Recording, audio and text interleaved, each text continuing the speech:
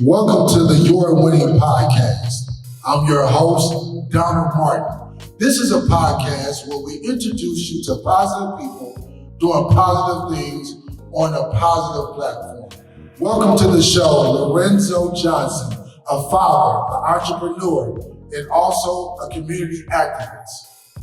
Man, what's going on, Lurenzo, man? First of all, I want to say thank you for coming to the Your Winning Podcast. And it's a reason why you're here with the Your Winning Podcast, because I see you as a person who's doing positive things on a positive platform. So tell me a little bit about yourself, Lurenzo.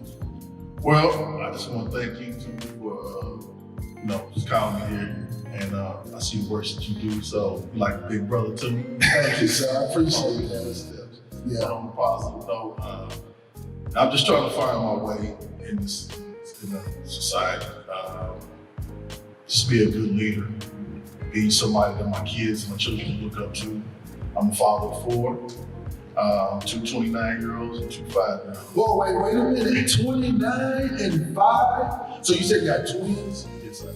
That's the 29? Oh, the 5-year-olds. So you got you got a set of twins. Does that run in your family or?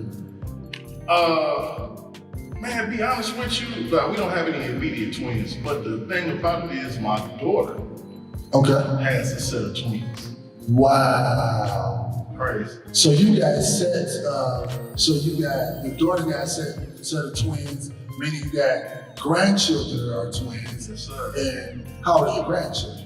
My grandchildren are 8, 7, 4, 3, and 1. So wait a minute. Your children are like, the 5-year-olds, are they boys and girls? Oh. Boy and a girl? Yes. So your children at the age of 5, before they was even born, there was that's hood, right? You know you hood when you older than your uncle. But anyway, all right, but that's cool. So that, you got a lot going on in your life as far as a father and also a grandfather. Tell me a little bit about your past, man. Like, what do you have to say? Because it's all about positivity. And I believe part of positivity also is the things that we have overcome. What are some things that you have overcome in your life that you want to share with the people?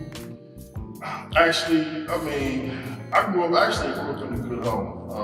My mother and father, they both in the church, and I grew up in the church, just regular, so, it was different. I'm a 70s child, so, the church was still an influence in our community, things like that. As I got older, I always kept up with the church, but I just started seeing things that needed to be changed. Gotcha.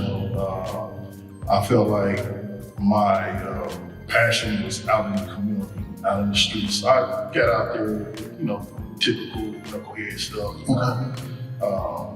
But I always kept that, it's always been instilled in me, right?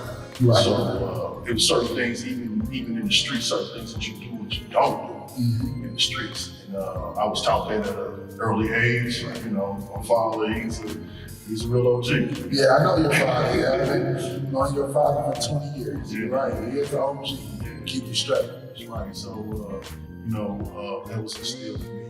My uncles, some of my cousins, older cousins, things like that. So, some of the big homies in the neighborhood, they kept me straight, like, man, get in school and sports and things like that. So a lot of things that some of the other guys was doing, I knew that wasn't for me. Right. And some of the big guys, the big homies, they kind of was like, nah, bro, that ain't you.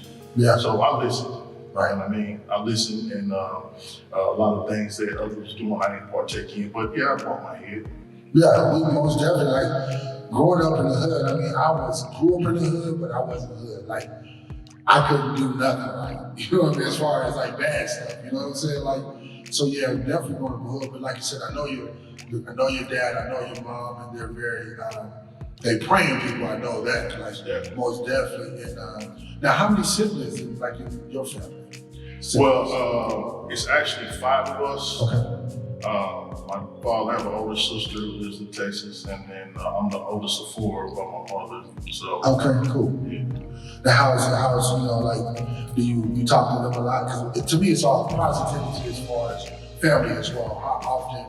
Because I know y'all close family. What I've seen. Yeah, we keep family gatherings, but since this whole COVID thing, we still keep in contact. We'll do the Zoom or the FaceTime, group chats, and all that stuff. You know what I'm saying? So we're tight knit, man. You know, so, you know, I'm the oldest, so I, you know, more the protector of it. Right. You know, and all of them pretty much went to school, they married, things like that. So you know. Yeah. That's pretty cool. I mean, as you can see, it's a positivity. I think one of the major positivities as well is family. And so we touched a little bit, and I want to kind of get in depth. You say you're an entrepreneur. Like, what made you, tell me about the business you have, but then kind of lead us down, how'd you get started?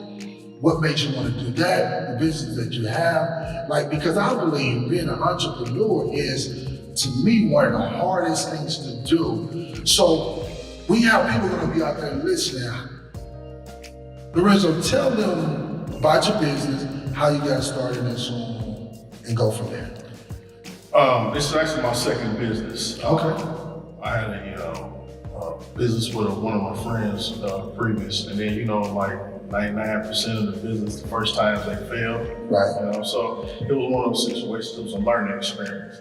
This one here, like, you have to have a hustler's mentality. Okay. You know what I'm saying? They take that word and they use it as a derogatory word, but it's really not. You know what I'm saying? Right. It's, just because you hustle don't mean you sell dope. Right. That's true. Dope is dope. You know, hustle. Yeah, hustle.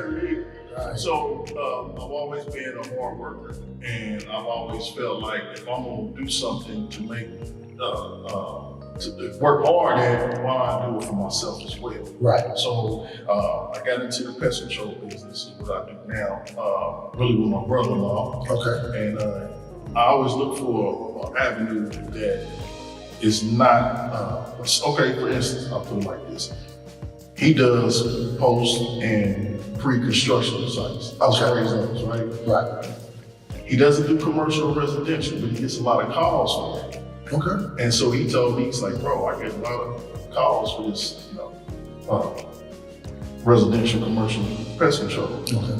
He gave me the blueprint of how to get my business together, take the test and all that. I'm like, okay, well, cool, I can benefit off of that. Right. You know? So pest ain't going nowhere. So somebody got Are you talking about people or like action?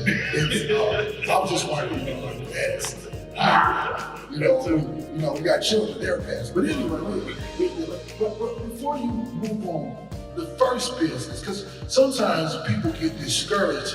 Once again, I see the positivity. People get discouraged and never do another business. Like, and we talk about hustle because, like I said, hustle is greater than just, it's not a negative term. Hustle because it's not hustling for you, but you're hustling for your family to bring a legacy and things like that.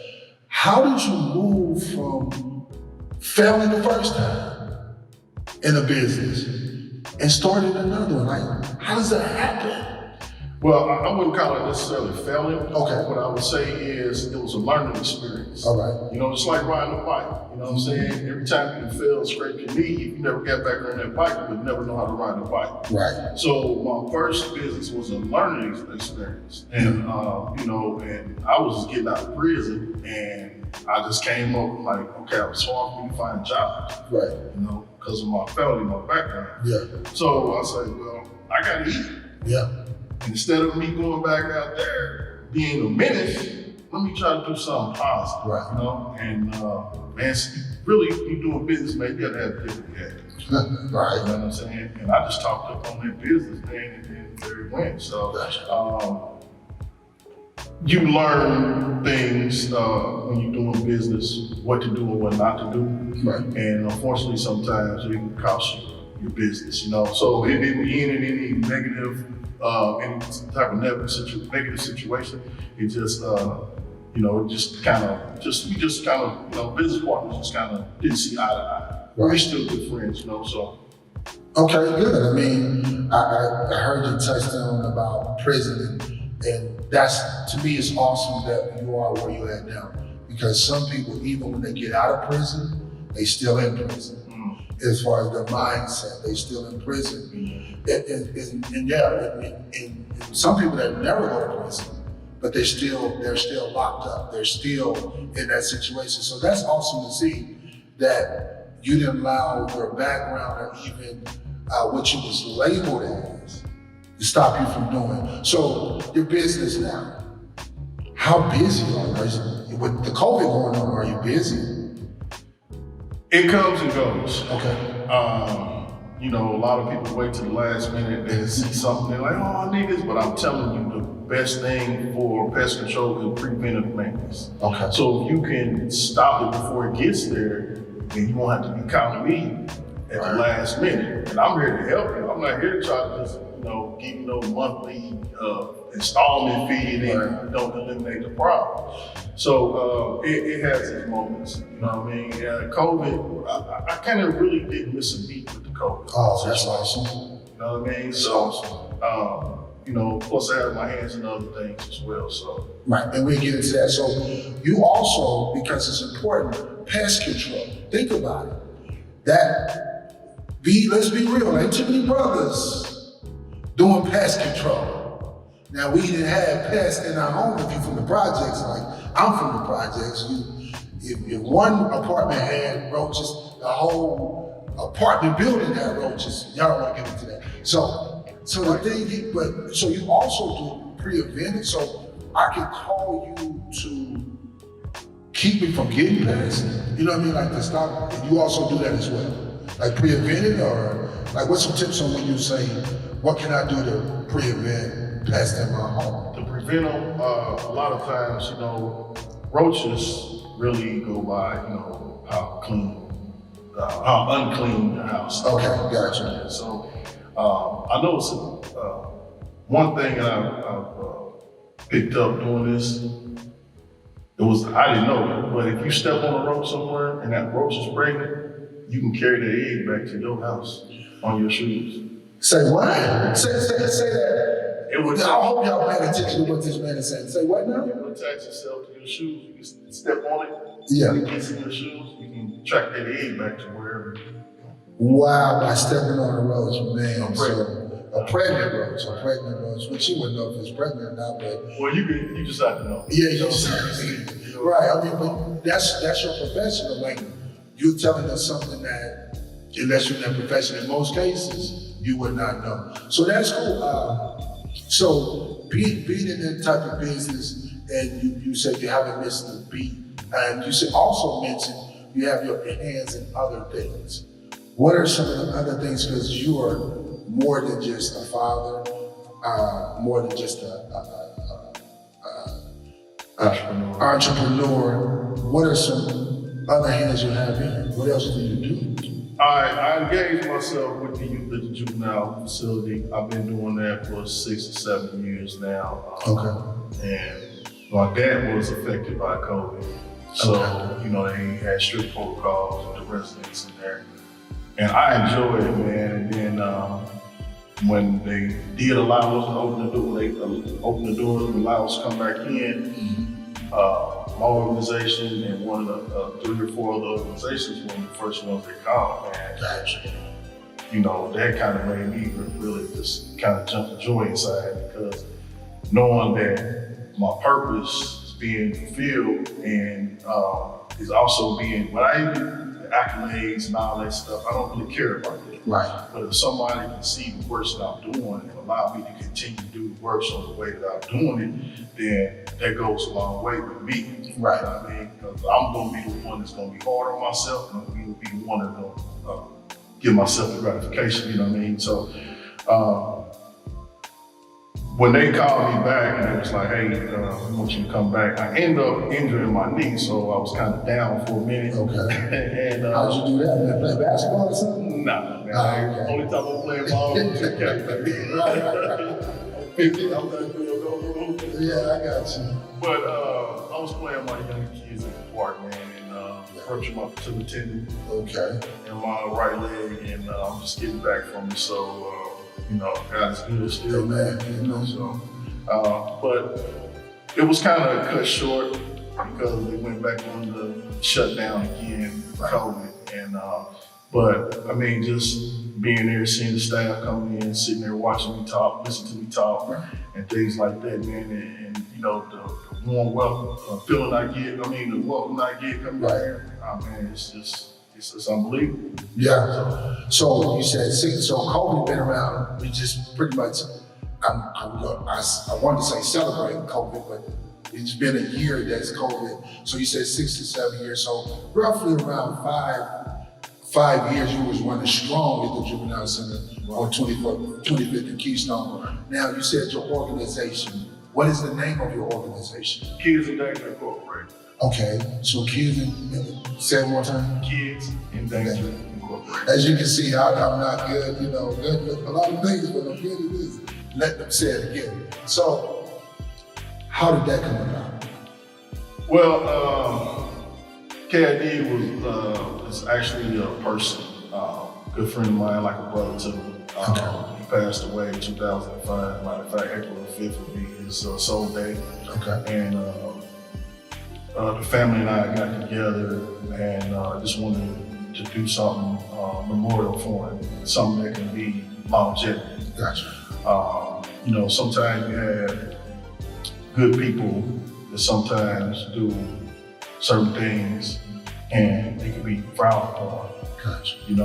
But if you're not in that person's shoes, then who are you to judge that person? We all have some dirt up under our nails. Right. You want to admit it or not. Yeah. We all do. Amen. So I just wanted to continue that legacy and just really show a purpose in what we was really trying to do as a young youth.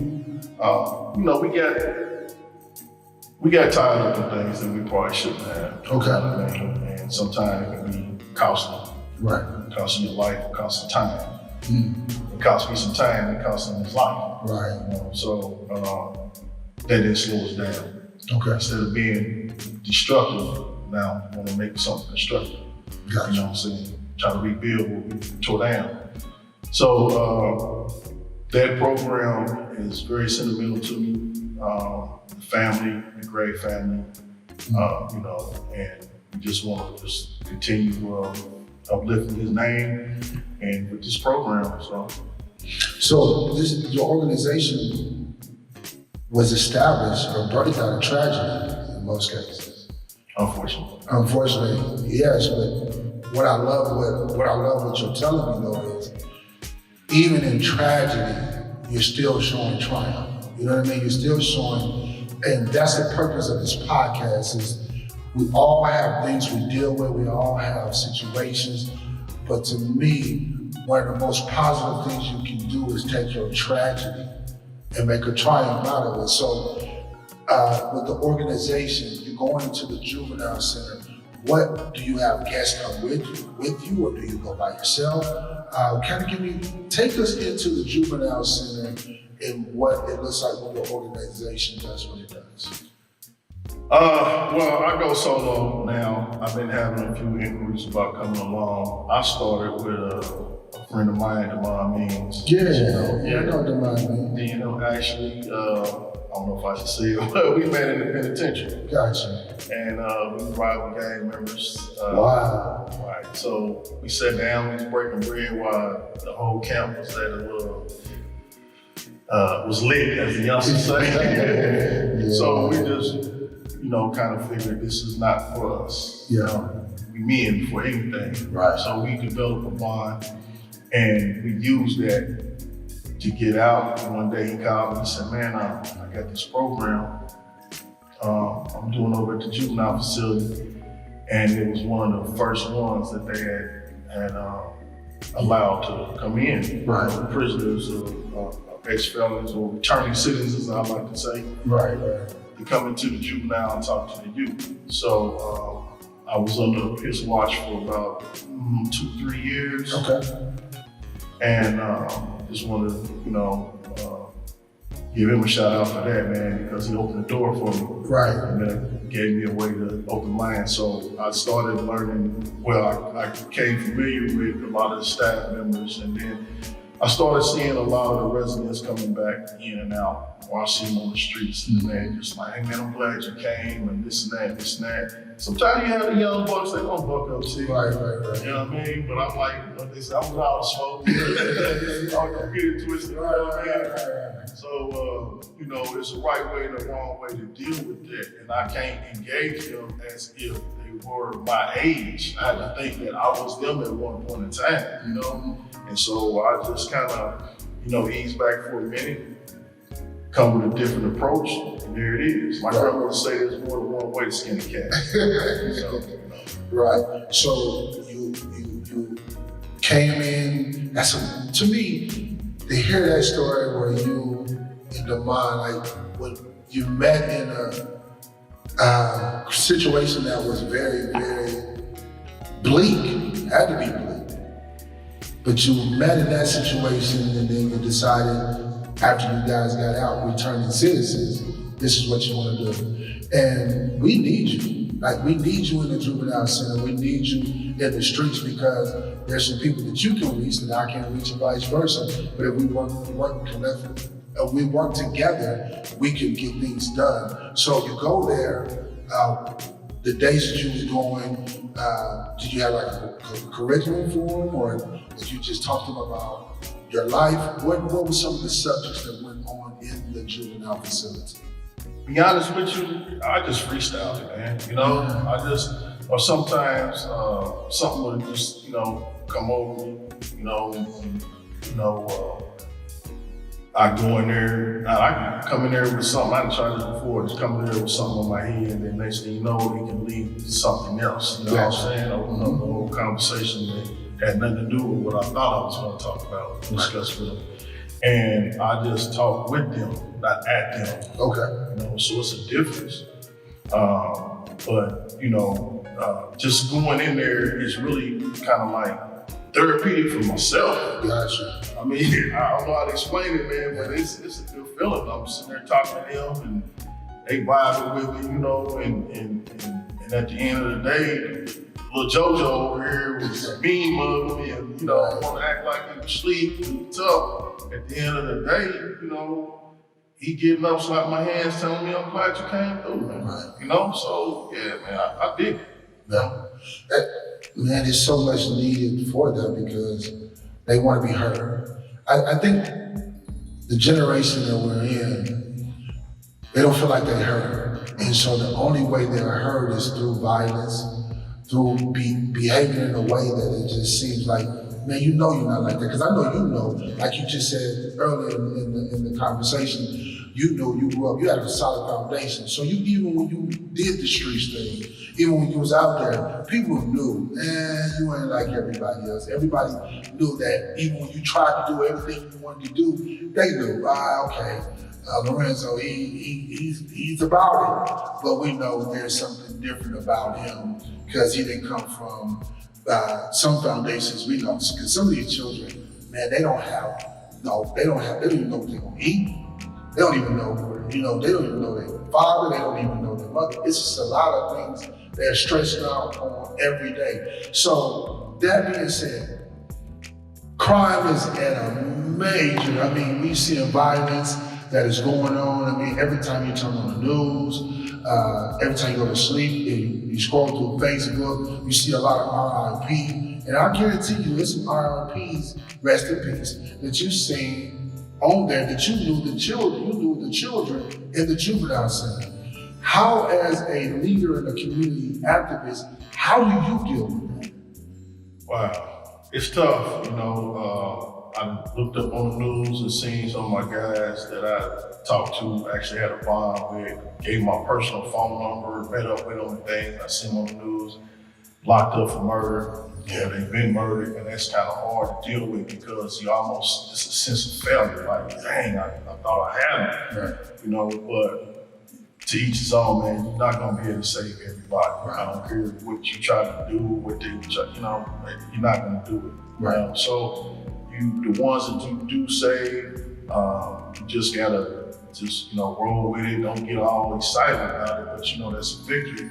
Right. In the long haul, man. You know what I mean? You might win a battle, but you know, you gotta try to win this war. You know what I mean? So it's an uphill battle with parachute labels, man. You know what I'm saying? You gotta look at the influence they had. Right. The music now, and I'm looking at these cats that's 26 years old, they OGs now. I'm like, how's that? Yeah. You know what I mean? Like, you know, they got a pocket full of money, they got the rims, and you know, everybody's liking them.